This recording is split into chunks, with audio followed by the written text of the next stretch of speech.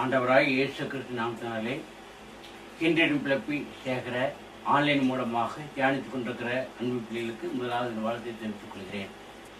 வாசியில் திரும்பப்பட்ட திருமறைப்பாரும் பரிசுத்த பவுல் எழுதின நிருபம், கொரிந்தியருக்கு எழுதிய நிருபம் 5ஆம் அதிகாரம் வசனங்கள் 6 துவங்கி 8 வசனங்கள் முடிய.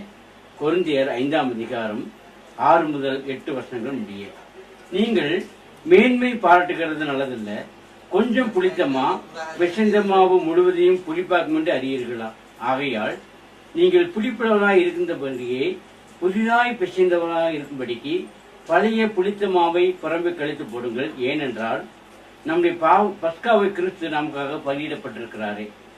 ஆதலால் பழைய புளித்த மாவோடு அல்ல, துர்க்குணம் பொல்லாப்பு என்னும் புளித்த மாவோடும் அல்ல, துப்புரவு உண்மை என்னும் புளிப்பில்லாத அப்பத்தோடே பண்டிகையை ஆசிரியை கடப்போம். ஜெபம் செய்வோம். என் கண்மலையும் என் மீட்பெருமாய கர்த்தாவே, அடியேனின் வாயின் வார்த்தைகளும் இதை கேட்டுக்கொண்டிருக்கிற அனுடைய தியானமும் உன் சமூகத்திலே பிரீதியாக இருப்பதாக. ஆமென். அன்பானவர்களே, இந்த நாளில் கூட லெந்து நாட்களாக நாம் கடந்து வந்திருக்கிறோம். இந்த நாட்களிலே நாம் ஒவ்வொரு நாளும் ஒவ்வொரு தியான பகுதியும் தியானித்துக் கொண்டிருப்பீர்கள். குறிப்பாக இந்த நாளில் கூட இந்த கொரிந்திய நிருபத்தில் இருக்கக்கூடிய ஒரு சில காரியங்களை நான் உங்களோடு கூட பகிர்ந்து கொள்ள ஆசைப்படுகின்றேன். இங்கே மேன்மை பாராட்டுகிறது நல்லதல்ல, கொஞ்சம் புளித்தமா பிசைந்தமா முழுவதையும் புளிப்பாக்கும் என்று அறிகளா என்று சொல்லி அவர் அந்த கேள்வியை எழுப்புகிறார். நீங்க பார்க்கலாம், நம்முடைய வாழ்விலே ஒரு சிறிய தவறுனாலும் அது மிக பெரிய தவறுக்குள்ளாக திருச்சபைக்குள்ளாக கொண்டு போய்விடும். இங்க அதையே சொல்லுகிறார், நீங்கள் மேன்மை பாராட்டுகிறீர்கள். எதை குறித்து மேன்மை பாராட்ட வேண்டும்? பவுல் சொல்கின்ற போது சிலுவையை குறித்தல்லாமல் வேற எதையும் நான் மேன்மை பாராட்டிருப்பானாக என்று சொல்லுகிறவனமாக இங்க நமக்கு நாமே மேன்மையை பாராட்டி கொண்டிருக்கிறோம். ஆனால் இங்கே அவர் சொல்கின்ற போது தெளிவாக சொல்கிறார், ஆகையால் நீங்கள் புளிப்புள்ளவராய் இருக்கிறபடியே புதிதாய் பிசைந்திருக்கிற மாவை போல மாற வேண்டும் என்று நம்ம அழைக்கிறார். ஏன்னு சொன்னால், ஒரு மாவு இருக்குதுன்னு சொன்னால் அந்த மாவிலே ஒரு சில காரியங்கள் இங்க பார்க்கலாம். அந்த மாவிலே புளிப்பான ஒரு காரியத்தை வைக்கும்போது மா முழுவதுமாக புளிப்படைந்து விடும். அதே போல நம்முடைய வாழ்க்கையிலே இப்படிப்பட்ட சூழலாக இருக்கக்கூடிய காரியங்கள் இங்க அழகா சொல்கிறார். எனவே பழைய புளித்த மாவை புறம்பே தள்ளி போடுங்கள் என்று அங்கு சொல்கிறார்.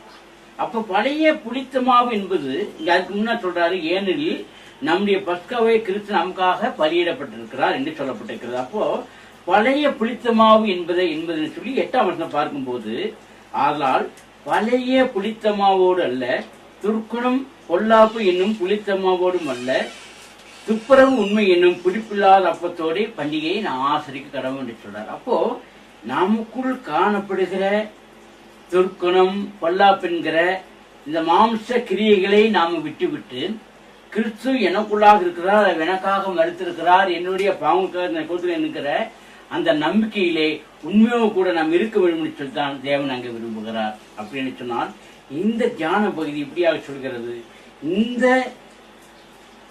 இந்த புளிப்பில்லாத அப்பத்தோட இந்த பண்டிகையை நாம் ஆசிரியம் வேணும்னு சொன்னால் அவர் நமக்காக பஸ்காவை நமக்காக அவர் பலியிடப்பட்டிருக்கிறார்.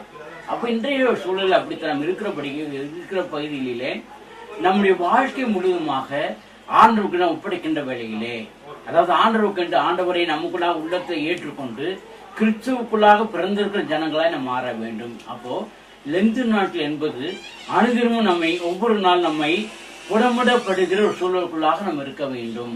அப்படிப்பட்ட சூழல் இருக்கும்போது மட்டும்தான் இப்ப அந்த பஸ்கா பண்டிகை கொண்டாடி கொண்டிருக்கிற முடிவுக்குள்ளாக வந்து நம்முடைய வாழ்க்கையிலே ஆண்டவர் இடைவிடுவார். எனவே நீங்கள் அப்படி இல்லை, பஸ்கா ஆட்டுக்குட்டியை போன்று நமக்காக கிறிஸ்து அடிக்கப்பட்டிருக்கிறார். பஸ்காவை புளிப்பில்லாத அப்பத்தோடு ஆசிரியப்பது போன்று சபையில் துணிகரமான பாவங்களில் தொடர்ந்து இருக்கும் புளிப்பான மாவை நாம் விளக்க வேண்டும் என்று சொல்கிறார். அப்போ இன்று நீங்கள் எடுத்துக்கொள்ளக்கூடிய தீர்மானம் என்னவென்று சொன்னால், இன்று திருச்சபையிலே குடும்பத்திலே நான் புதிதாக பிறந்திருக்கிறவனை போல எனக்குள்ளாக இருக்கக்கூடிய துர்க்குணம் பொல்லாப்பு என்கிற அவசரங்களெல்லாம் விலைக்கு போட்டு ஆண்டவர் எனக்குள்ளாக இருந்து செயல்படுகிறார். எனவே அவருடைய பஸ்காவை நாம் கொண்டாடுகிறோம். அவருடைய சிலுவையை சுமப்பதற்கு நம்மை முழுமையாக அதற்கு ஒப்பு கொடுக்க வேண்டும் என்று சொல்லி தேவன் விரும்புகிறார். எனவே இப்படிப்பட்ட காரியங்களை நாம் ஒவ்வொரு நாளும் நாம் இப்படி கையாடி கொண்டு வந்திருந்தோம் என்று சொன்னால் ஆண்டவன் நமக்கு நாமே ஒவ்வொரு நாளும் புதிதாய் இருக்கக்கூடிய வாழ்வை நமக்கு தருவார். எனவே நாம் இப்படிப்பட்ட காரியங்களுக்குள்ளாக செல்வோம். தலையை தாழ்த்தி நாம் ஜெபம் செய்யலாம். அன்பின் ஆண்டவரே, இந்த நாளில் கூட நான் கேட்டிருக்கிற இந்த அன்பின் சத்தியங்களுக்காக நாங்கள் முன்னே வருகிறோம். எங்களுடைய வாழ்க்கையானது எப்படிப்பட்டதாக இருக்கிறது? ஒருவேளை இந்த லெந்து நாட்களிலே எனக்கு தேவையான காரியங்களை என்னை ஈடுபடுத்திக் கொண்டு கர்த்தருக்கேற்ற வழிகளை நான் புறம்பே தள்ளி நடப்பேன் என்று சொன்னால் நான் இந்த பண்டிகை ஆசிப்பதற்கு நான் தகுதியற்றவன். இதோ இங்கே பவுல் அந்த கொரிந்தியருக்கு சொல்லுகிற போது பழைய புளித்த மாவா இல்லாமல் புதிதாக பிசைந்திருக்கிற மாவா இருக்கும் என்று சொல்லியிருக்கிறானே, அதே போல் ஆண்டவரே எங்களுடைய வாழ்க்கை முழுவதுமாக ஆண்டவரே நாங்கள் இப்படிப்பட்டதான ஒரு காரியத்தை செய்வதற்கு ஆண்டவரே நீர் ஒவ்வொரு நாளும் நீர் தகுதிப்படுத்த முடியாது கூடிய சாமி. லெந்து காலம் என்பது எங்களை நீர் அழைத்திருக்கிற ஒரு காலம். லெந்து காலம் என்பது எங்களுடைய உள்ளங்களில் இருக்கக்கூடிய பல பாவங்களெல்லாம் விலைக்கு போட்டு ஆண்டுக்குள் நிலைநிற்பது ஆண்டவரே. நாங்கள் அப்படிப்பட்ட காரியம் செய்வதற்கு நீர் எங்களை மாற்றும். இப்படிப்பட்ட காரியம் வழியாக நீர் எங்களோடு கூட ஒவ்வொரு நாளும் பேசிக்கொண்டு நினைச்சிருக்கிறோம். நீரே ஆட்சி பயன்படுத்துவீராக. இயேசுகின்ற வழியாக வேண்டிக் கொள்கிறோம் பிதாவே. அன்புக்கு இனியவர்களே, இந்த 40 நாட்களாக ஒவ்வொரு நாளும் நீ தியானித்துக் கொண்டு வருகிறேன் என்பதை நான் அறிந்து மிகுந்த மகிழ்ச்சி அடைகிறேன். ஒருவேளை 40 நாட்கள் மட்டுமல்ல, வருகிற ஒவ்வொரு நாட்களிலும் நீங்கள் இந்த தியானங்களை நீங்கள் ஆண்டவர் கண்டு நீங்கள் அதை ஒவ்வொரு நாளும் நீங்கள் அனுசரித்து வரும்படியாக நான் கேட்டுக்கொள்கிறேன். காரணம் என்று சொன்னால், நான் இந்த கிண்டி பிளப்பி அந்த பாஸ்டேட்லேயே நான் அதிகப்படியான ஊழியர்களுக்காக சென்று வருகிறேன்.